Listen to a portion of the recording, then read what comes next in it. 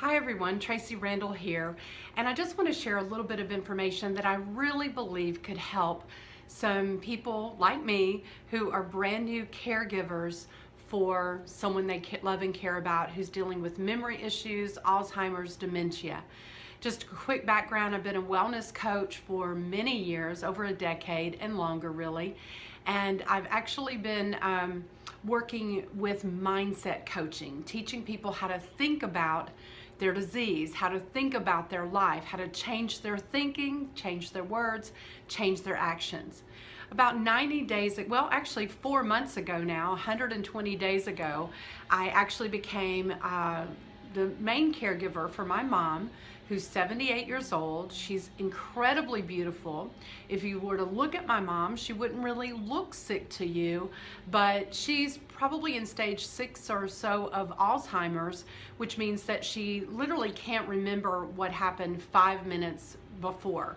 Conversations, if we go somewhere, just literally cannot remember who she just talked to, what they said, where she was.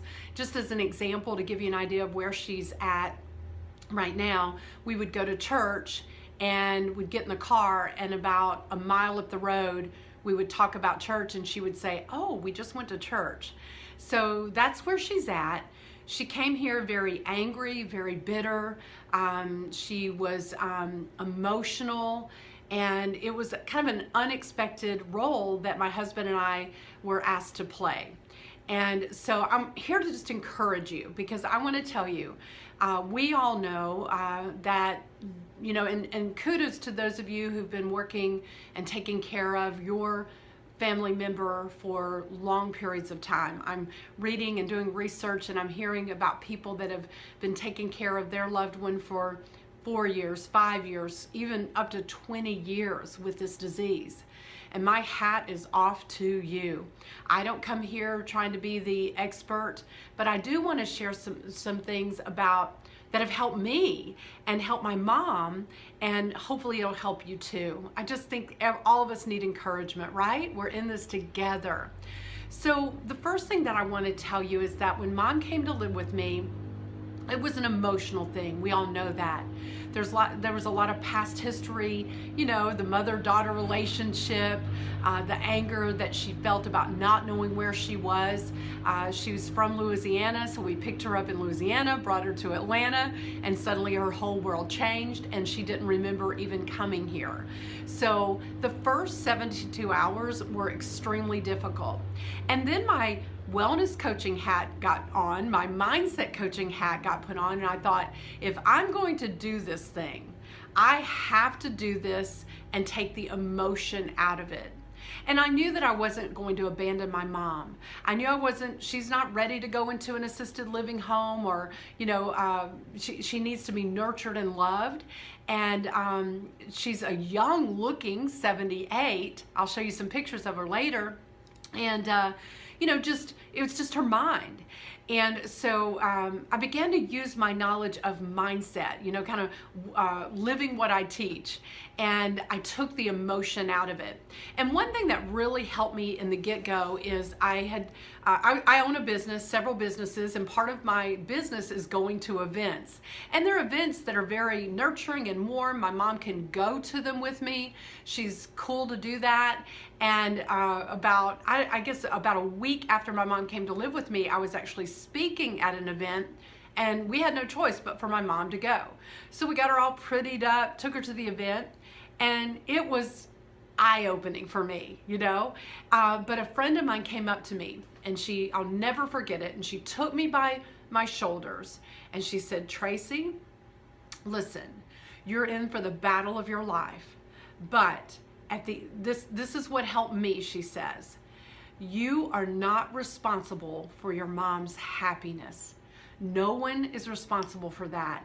You cannot make her happy." And it was almost as if something clicked inside of my heart and my spirit, and I thought, whew, what a relief.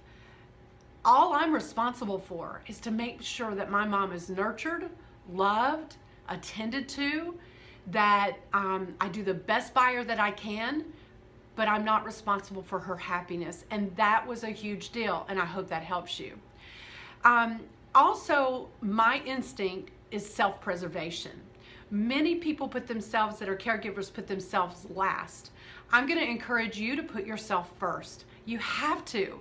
It's like the airplane going down and the oxygen masks fall from the ceiling. You want to put your oxygen mask on yourself first and then turn around and help everyone else.